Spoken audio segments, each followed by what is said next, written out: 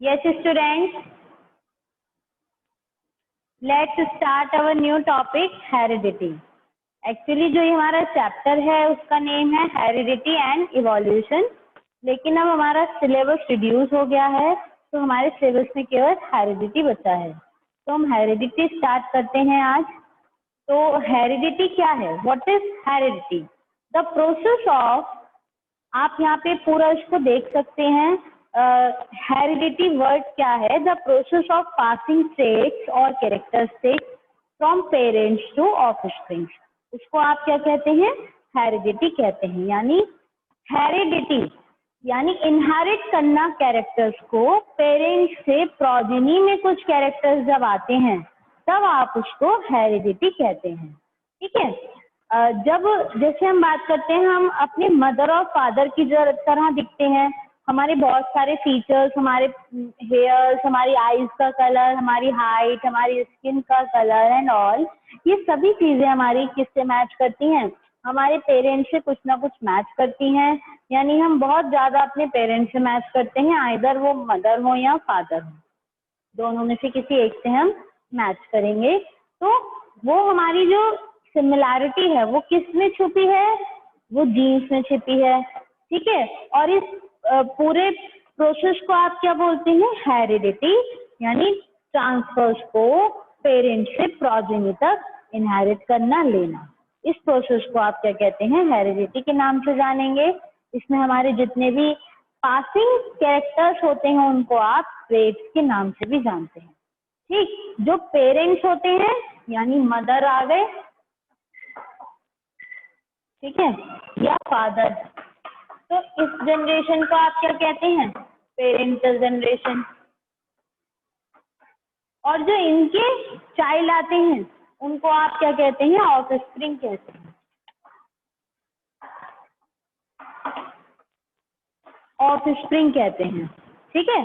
तो ऑफस्प्रिंग जब हम इसको कह रहे हैं तो आप यहाँ समझेंगे इस चीज को कि ऑफस्प्रिंग को ही आप प्रोजेनी भी कहेंगे। किस नाम से जानेंगे? प्रोजेनी के नाम से भी जानेंगे। ठीक है। तो ये आपके ऑफस्प्रिंग और प्रोजेनी के नाम से हम इनको जानते हैं। जो ये मदर है, आप देख सकते हैं कि मदर के भी मदर फादर होंगे, फादर के भी मदर फादर होंगे। मदर के मदर फादर यानी आपके नाना नानी, और फादर के जो मदर फादर है यानी आपके दादी और दादाजी। तो उनके कैरेक्टर्स आपके मदर और फादर में आए और आपके मदर और फादर के कैरेक्टर्स आपके अंदर यानी ऑफस्प्रिंग के अंदर आए। इस पूरी चेन को आप हेरिडिटी कहते हैं। इस पूरे प्रोसेस में प्रोजेनी यानी हेरिडिटी के नाम से यहाँ पे आप इसको जानते हैं। यस स्टूडेंट, अब मैं आपको एक्सप्लेन करती हूँ। इसी के अंदर हमारा एक टॉपिक होता है जिसको आप कहते हैं इनहेरिटेंस। इनहेरिटेंस क्या है? यानी जो कैरेक्टर्स का ट्रांसमिशन है from one generation to another, it is called inheritance. Inherit करना, पेरेंट्स से प्रोजेनी ने क्या क्या गेन किया, क्या क्या लिया, क्या क्या कैरेक्टर्स उनके अंदर गए, दिस इज इनहेरिटेंस। ठीक है। तो इनहेरिटेंस इसको यानी एक तरीके से इनहेरिटेंस करना, इनहेरिट करना ही क्या है? हेरिडिटी है। कैरेक्टर्स को इनहेरिट करना is heredity. We are talking about traits. Traits are also called characteristics. Generally हम क्या देखेंगे? हम अपने, अगर हमारा ब्रदर है या सिस्टर है, उसकी हाइट ज्यादा है तो हम मैच करने की कोशिश करेंगे। हो सकता है कि उसकी मदर और फादर की एवरेज हाइट हो, हमारे मम्मी पापा की एवरेज हाइट हो, लेकिन हमारे ब्रदर की हाइट ज्यादा हो, तो हम क्या देखेंगे? मैटरनल और पैटर्नल यानी मदर और फादर दोनों के पेरेंटल जनरेशन में पहुंच जाएंगे हम। यानी मदर के ब्रदर सिस्टर, फादर के ब्रदर सिस्टर, इन सब के देखेंगे हम, तो कहीं ना कहीं हमें वो ट्रेट हाइट वाला मिल जाएगा। ठीक है। तो वो क्या है? कैरेक्टर है जो ट्रांसफर हुआ है, ट्रांसमिट हुआ है पेरेंट्स से प्रोजेनी में। तो मदर के अंदर जो वो हिडन कैरेक्टर रहा अपने पेरेंट्स का, हाइट वाला मान लीजिए, तो वो मदर के जो चिल्ड्रन है, यानी एक जनरेशन हो गई ग्रैंड पेरेंट्स वाली, एक जनरेशन हमारे पेरेंट्स वाली, और थर्ड जनरेशन हमारी हो गई। तो हो सकता है कि कोई कैरेक्टर जो फर्स्ट जनरेशन में था वो सेकंड में ना आया हो, लेकिन वो कहीं ना कहीं सेकंड में हिडन था, अब वो अपीयर हो जाए और थर्ड जनरेशन यानी चिल्ड्रंस के अंदर वो आ जाए। तो ये भी पॉसिबिलिटीज होती हैं। तो इसी को जानने के लिए हम क्या देखेंगे, ट्रेट्स। ट्रेट्स और कैरेक्टरिस्टिक्स सेम होते हैं। ये ट्रेट्स का ही एक आपने वर्ड लिया है, कैरेक्टरिस्टिक्स, यानी उनके बारे में हम देखते हैं। तो ये जो हमारे ट्रेट्स होते हैं, these are of two types, inherited and acquired. हमारे पास ये टू टाइप्स के ट्रेट्स हैं जिन्हें आप क्या कह रहे हैं, inherited traits and acquired traits.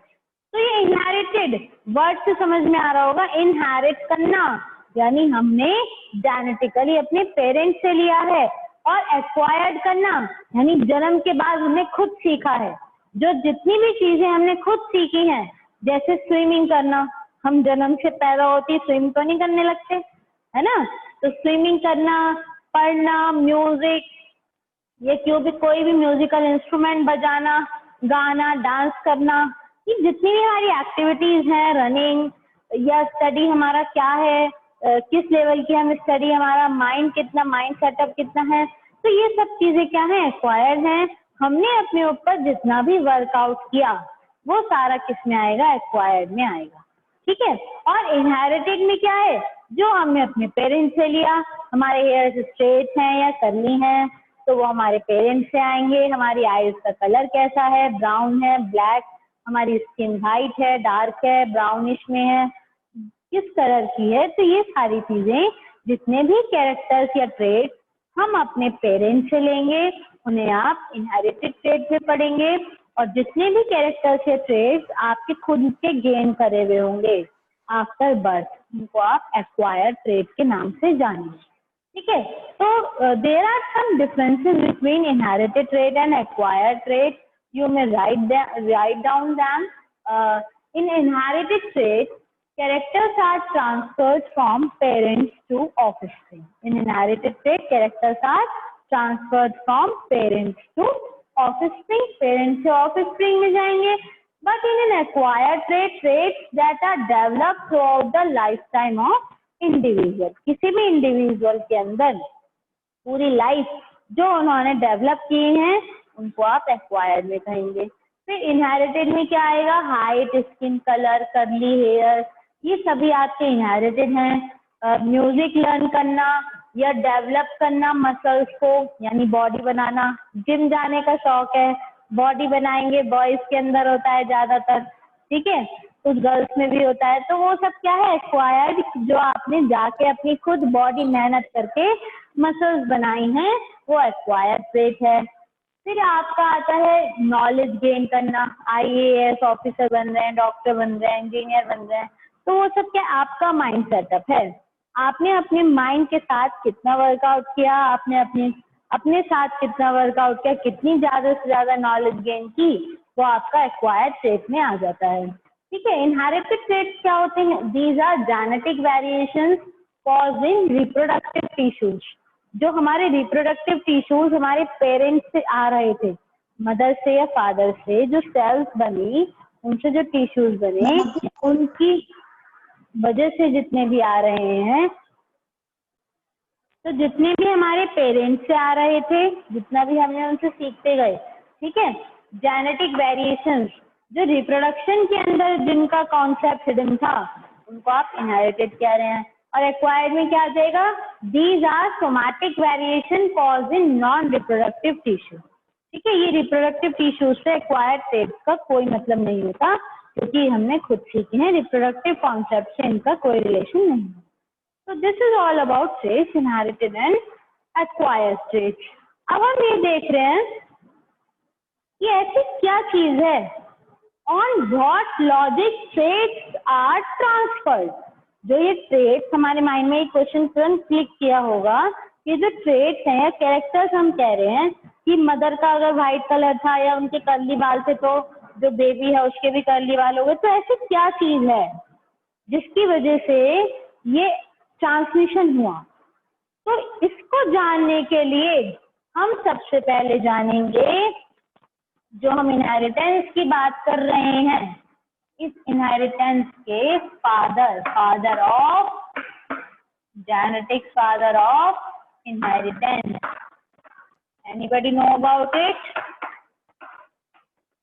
Father of inheritance ग्रीगर John Mendel. ठीक है, ये जॉन आपके ग्रीगर मेंडल हैं, ये आपके साइंटिस्ट हैं बहुत बड़े. ये पहले ऐसे साइंटिस्ट हैं, ये 1822 में इनका जन्म हुआ था और ये आपके पास 88 तक रहे थे. ठीक है, तो ये पहले ऐसे साइंटिस्ट थे जो बायो में मैथ को लाए, बायोलॉजी और मैथ का कॉम्बिनेशन बनाया ग्रीगर जॉन मेंडल ने. ठीक है, ये 1882 तक हमारे पास थे. तो ग्रीगर जॉन मेंडल क्या ऐसा उन्होंने वर्क किया कि जिससे उन्होंने इनहेरिटेंस सिखाया? तो उन्होंने ये मैं आपको थोड़ा सा पहले मेंडल के बारे में बता देती हूँ. ही इज ऑस्ट्रियन मॉन्क, यानी ऑस्ट्रिया के थे. और इन्होंने क्या करा था? ही स्टडी जेनेटिक्स की स्टडी की थी इन्होंने. और इन्होंने क्या पढ़ा था? हेरिडिटी प्लांट, यानी प्लांट्स के अंदर इन्होंने हेरिडिटी पढ़ी. ठीक, अब हम देखेंगे प्लांट्स के अंदर ली तो कौन सा पेड़ इन्होंने लिया. यानी इन्होंने ये देखा कि जो ट्रांसमिशन होता है कैरेक्टर्स का पेरेंट से प्रोजेनी में, वो कैसे होता है और क्यों होता है और किस तरीके से होता है. तो उन्होंने उसके लिए क्या किया? गार्डन की मटर जो आप खाते हो उसे सेलेक्ट किया. उसको सेलेक्ट करने के क्या रीजन थे? ये क्वेश्चन बहुत इंपॉर्टेंट होता है, ये आपको पता होना चाहिए. ठीक है, मान लीजिए एक पेड़ है या मान लीजिए कोई पर्सन है, जैसे इनकी एज हम देखते हैं कि 60 to 70 ईयर्स इन्होंने जन्म यहाँ पे जब लिया तो ये इतने साल जीवित रहे. तो उस अपनी लाइफ स्पैन में ये एक पेड़ को 2 बार ग्रो होते हुए देख लेते या 3 बार ग्रो होते हुए देख लेते. एक बड़ा पेड़ है कोई, तो 10 साल में 20 साल में एक बार बड़ा हो रहा है, तो 2 ही जनरेशन पे स्टडी कर पाते. तो इन्होंने पी प्लांट, पी जो होती है मटर, गार्डन पी, पाइजम सैटिवम इसका साइंटिफिक नेम है, ये लिया है इन्होंने. ठीक है, इसकी स्टडी की क्योंकि एक साल में ही 4-5 फसल आपको क्रॉप पाइजम सैटिवम की मिल जाती है. इसलिए इन्होंने इस प्लांट को सिलेक्ट किया ताकि ज्यादा से ज्यादा बार उसके ऊपर इनहेरिटेंस की स्टडी कर सके. तो इन्होंने हमें पाइजम सैटिवम इसलिए ली.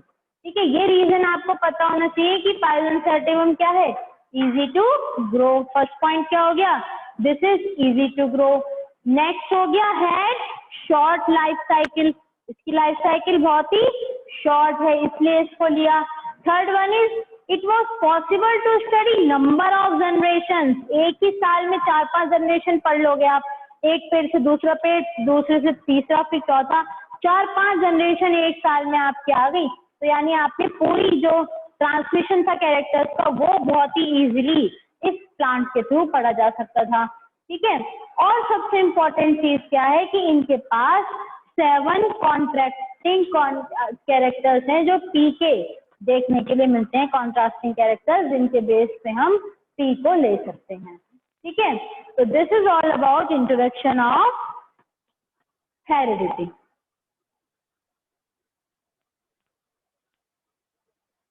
यस बेटा, आप बताइए जितना मैंने टॉपिक समझाया वो सभी को समझ में आया? Yes ma'am. आपको समझ में आया? प्रॉब्लम्स बताइए, क्या आपको टॉपिक क्लियर नहीं हुआ उसमें? कोई पॉइंट पूछना है तो बताइए.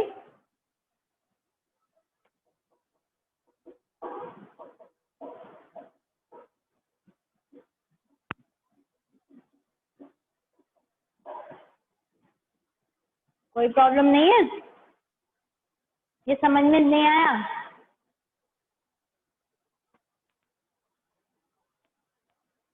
आ गया मैम. आ गया?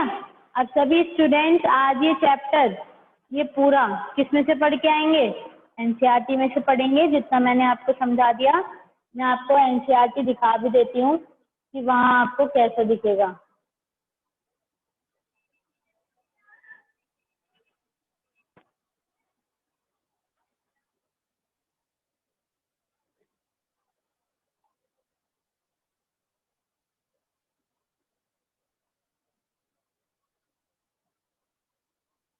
स्क्रीन दिख रही है मेरी? Yes, ma'am.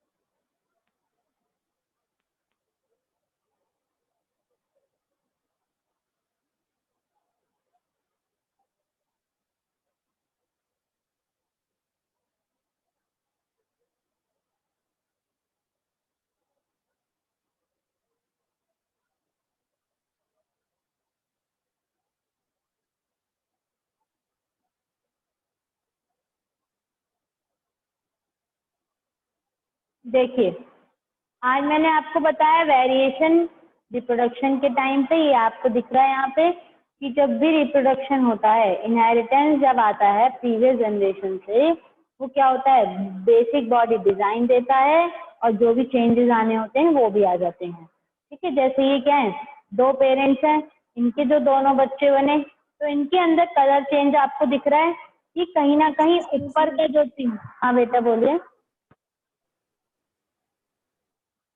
बोलो। मैम, इसमें हेरिडिटी के जो चेंजेस होते हैं उसमें हाँ, केवल 3 जनरेशन होती हैं।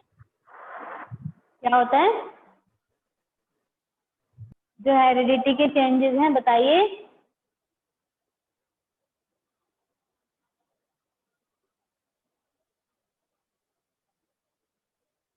बेटा बोलो। मैम, जो आपने 3 जनरेशन इंक्लूड बताई थी कि अगर मदर फादर्स में से नहीं आता तो उनके ऊपर वाले में से आता है चेंजेस, मतलब जो हमारे में आते हैं, तो मैम उसमें केवल 3 जनरेशन इंक्लूड होती हैं। नहीं नहीं बेटा, वो तो आप ग्रैंड पेरेंट्स से भी कोई कॉन्सेप्ट आ सकता है। हो सकता है कि कोई कैरेक्टर 10 जो हमारी 8th जनरेशन ऊपर रही होगी उसमें था और वो अब आ गया हो, अपीयर हो गया हो। यानी हिडन कैरेक्टर्स का कोई भी ऐसा डेफिनेट फिनोमेना ये नहीं है कि आपकी ये कैरेक्टर, जैसे मान लीजिए 4 जनरेशन में वो कोई भी डिसीज भी हो सकती है। कलर ब्लाइंडनेस एक डिसीज होती है, हीमोफीलिया होती है। कलर ब्लाइंडनेस डिसीज में क्या होता है कि पर्टिकुलर कुछ कलर्स हमारी आईज को विजिबल नहीं होते, तो ये एक जेनेटिक डिसीज होती है। मान लीजिए किसी जनरेशन में कलर ब्लाइंडनेस डिसीज थी, उसके चिल्ड्रंस में नहीं हुई, फिर उसके चिल्ड्रंस में भी नहीं हुई, फिर 4th जनरेशन में वो फिर से आ गई। तो इसका मतलब जो कैरेक्टर्स है वो कहीं ना कहीं हिडन रहते हैं और वो किसी भी जनरेशन में खुद को अपीयर कर सकते हैं। ठीक है, चलिए अब आप देखिए यहाँ पे, आप यहाँ क्या देखेंगे कि जो जितने भी हमारे रिप्रोडक्टिव प्रोसेसेस हैं वो क्या करेंगे, नए इंडिविजुअल्स बनेंगे, वो सिमिलर होंगे और कुछ अलग भी होंगे। सबली डिफरेंट मतलब कुछ अलग भी होंगे। हमने डिस्कस किया है कि जो वेरिएशन है वो असेक्सुअल रिप्रोडक्शन से आता है। ठीक है, जो वेरिएशंस आते हैं वो असेक्सुअल रिप्रोडक्शन में भी आते हैं, लेकिन सेक्सुअल में वेरिएशन सबसे ज्यादा है। ये हम अभी रिप्रोडक्शन चैप्टर में पढ़ के आए हैं। ठीक है, तो ये मैंने आपको यहाँ सारा समझाया है। ये एनसीईआरटी जितनी मैं आपको बता रही हूँ ये सारा, ये सब आप लोग आज पढ़ लेंगे इनहेरिटेड ट्रेट्स के बारे में। ठीक है, इतना एटलीस्ट आज सब पढ़ लेंगे। ग्रीगर जॉन मैंडल के बारे में आप पढ़ लेंगे, 84 तक आपको दिया हुआ है, आप इतना ही लर्न करेंगे। इस पेज तक कम से कम आप सभी कल पढ़ के आएंगे। जिस बच्चे को भी किसी भी लाइन में किसी पैराग्राफ में प्रॉब्लम आए वो मुझसे पूछेगा, बट जरूर रीड करिएगा। Our meeting is now going to be end. किसी को कोई और प्रॉब्लम तो नहीं है? No ma'am. ठीक है बेटा, have a nice day all. हमारे अब नेक्स्ट क्लास जब भी होगी हम इसके बारे में आगे का डिस्कशन करेंगे। Okay, thank you Thank you, ma'am. ma'am.